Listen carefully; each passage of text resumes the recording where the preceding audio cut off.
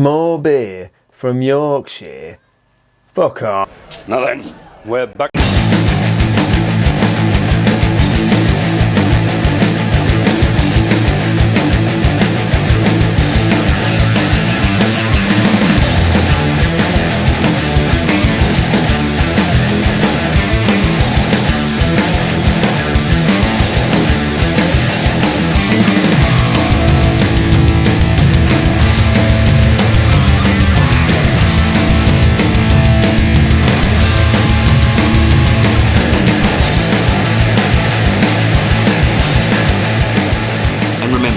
Life is too short to be drinking shitty beer.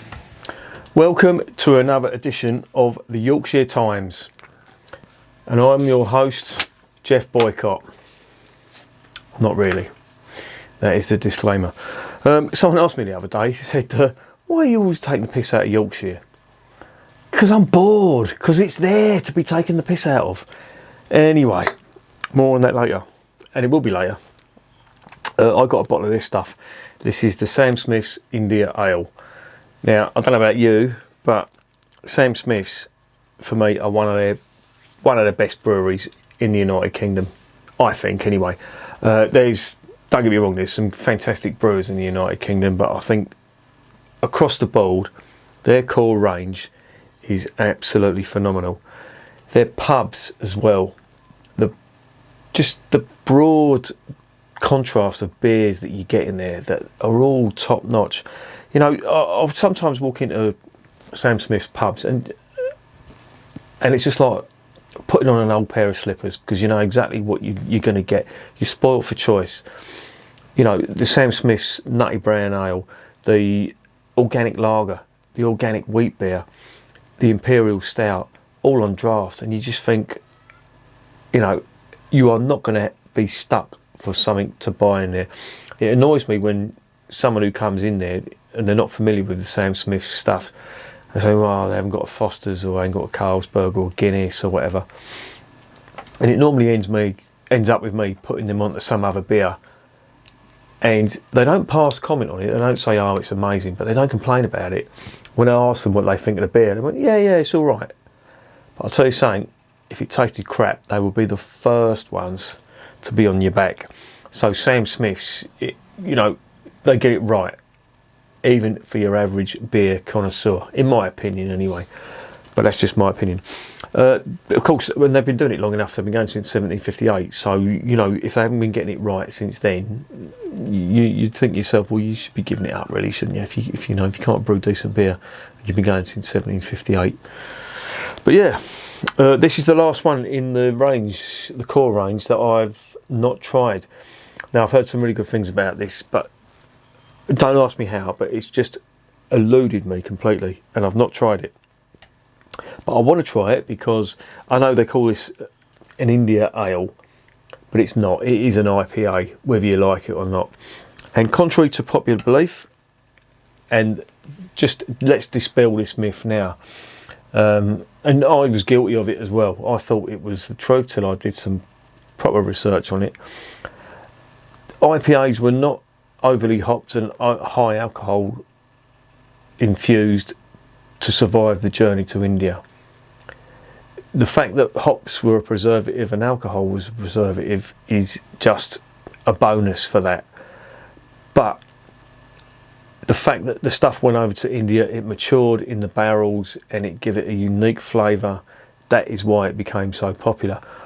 Extra hoppy beer was a phenomenon of the time of the British Empire, and hops became more and more popular. Of course, everyone was, well, not everyone, but hops could be grown quite easily in the United Kingdom, and they started to be added to beer, and people just started appreciating the taste of them. And you know, you'd get different strains of hops, and sorry, not strains, but different varieties of hops. And it wasn't a case of them thinking, oh, this is a preservative, we're going to throw it into the beer to survive the journey to India. That wasn't the case.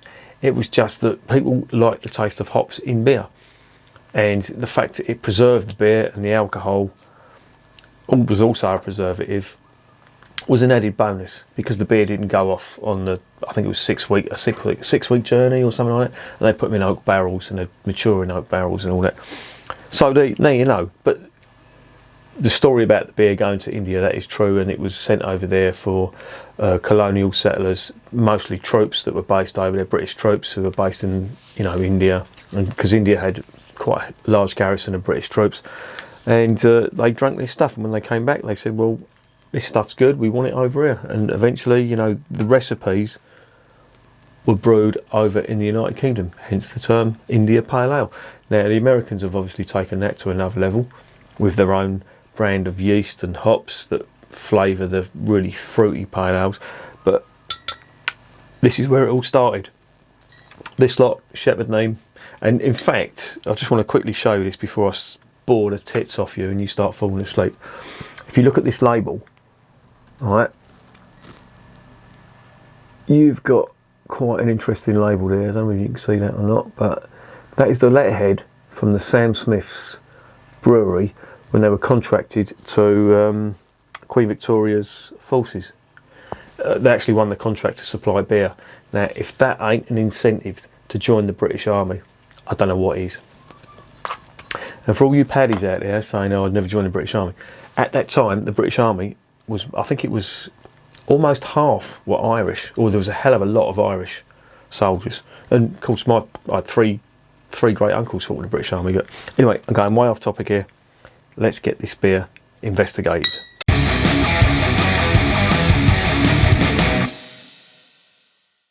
Magoo, we'll put the bins back on. My name is Magoo. I went to the optician today. Fucking 200 quid it cost me for a pair of glasses.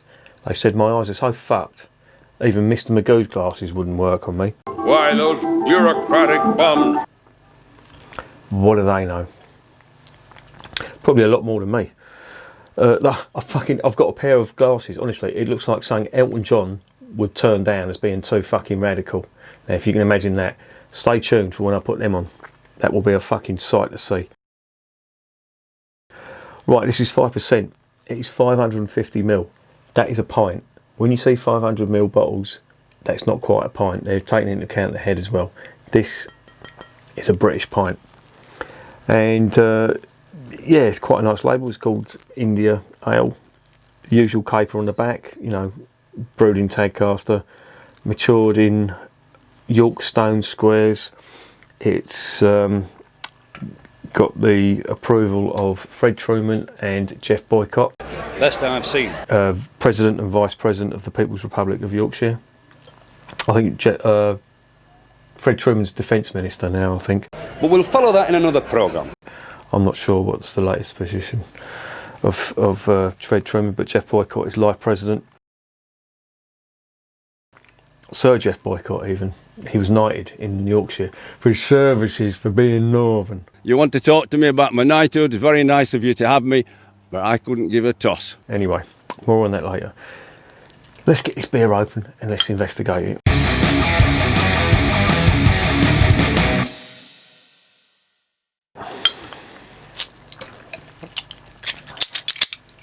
Right, out of the bottle.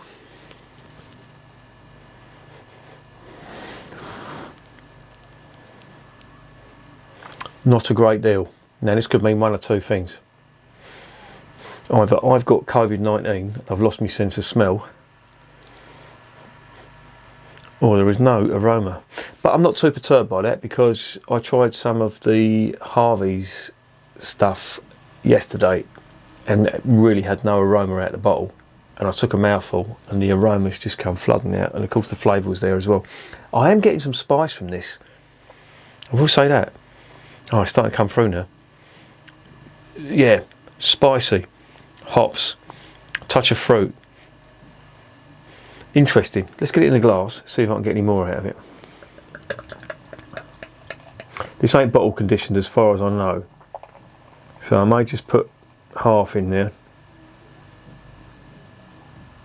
My stepdaughter is playing her shit music. I do apologise. If it gets louder, one or two things are going to happen. I'm going to start putting some of my music on and you'll hear it in the video.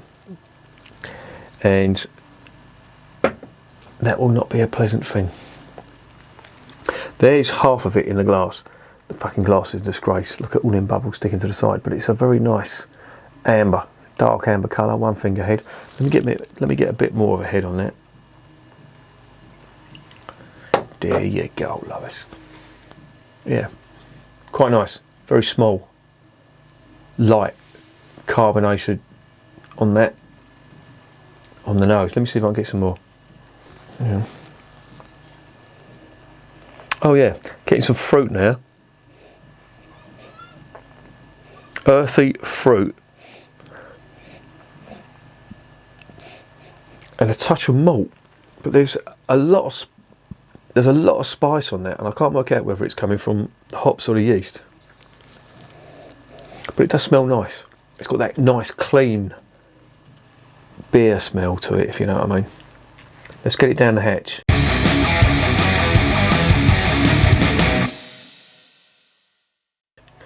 Cheers.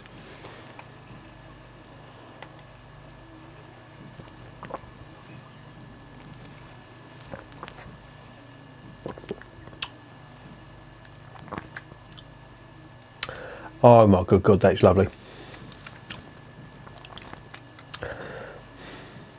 Wow, that is really good. And if I'm not mistaken, that's got Maris Otter malt in it.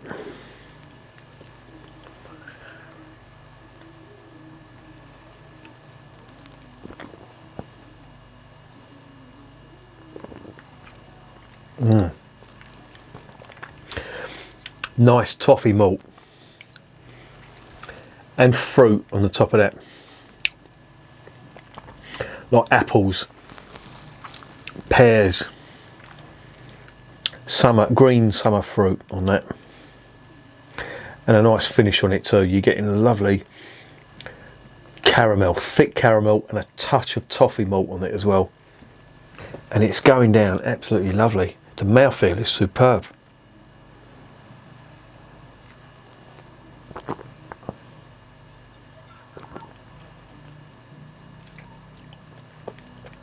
Really nice, really good. Now, if you want to taste a typical British IPA, in my book, there's 3: Fuller's Bengal Lancer, Shepherd Neame IPA, and this stuff. This is up there with the best of them. Now, I have to say, off the bat, I thought the Pale Ale was nicer. The Sam Smith's Pale Ale, but this stuff, it's really good.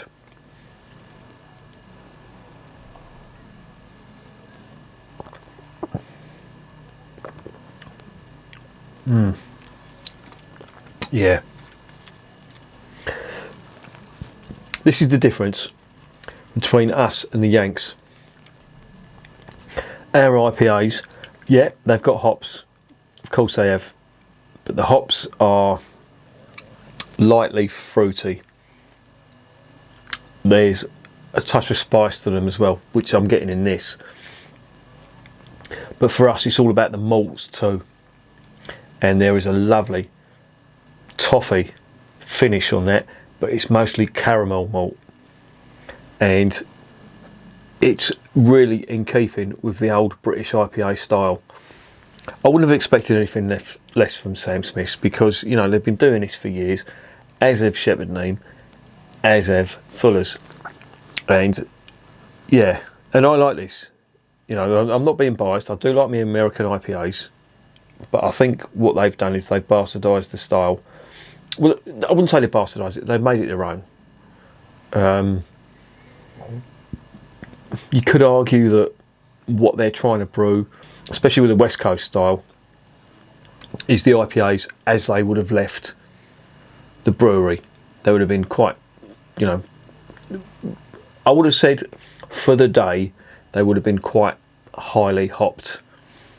Not like they are now. You know, the Yanks have just gone completely overboard on the hops and all that. You know, and it's worked. You know, don't get me wrong, it has worked, but with this is where it all started. That high hop content, and you're getting it in this. But I think a lot of the times, especially with British IPAs, the malts are overlooked. You know, West Coast, you're virtually non-existent with the malts, and the East Coast are just, I think, too fruity. This stuff is just amazing, and I love it. It's well balanced too.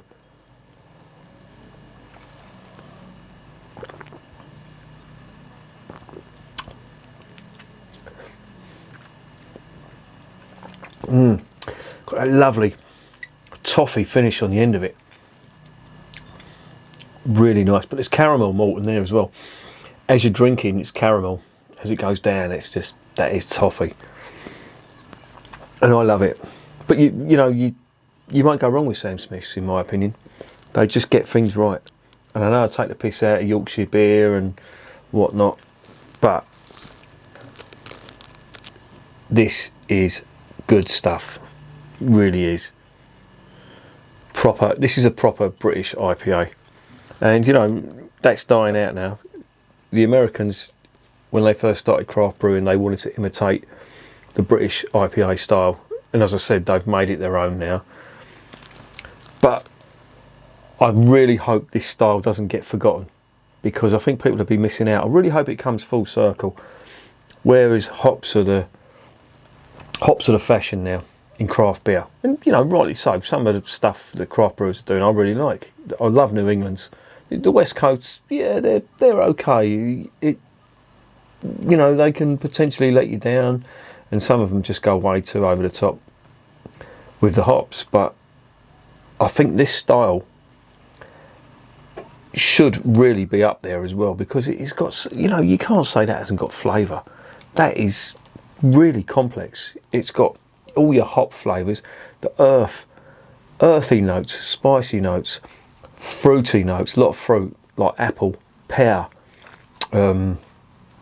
summer fruit, green summer fruit, and then you've got that lovely backbone of malt, like Marisotta caramel malt, and a toffee finish on the end of it.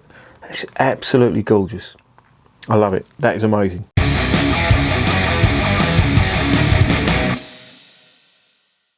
So what's the verdict on this? Well, I think, and I could be wrong, but I think I've given Sam Smith's 10 out of 10 on every review I've done of this. Certainly the lager, the wheat beer, I'm not sure whether I give that a 10 out of 10, but the pale ale was absolutely outstanding.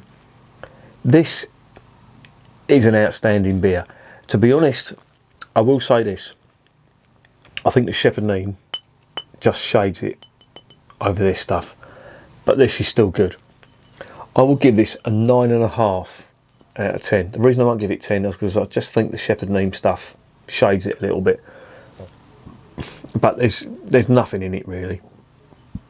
This is fantastic stuff. I love it, and what I really do miss is not that shit. What I really miss is walking into a Sam Smith's pub in London and just, you know, being sport for choice. But that is definitely going down on the list as a beer for me to drink when I do go into a Sam Smith's pub. Love it, absolutely love it. 9.5 out of 10, recommended. And remember, beer is working class champagne.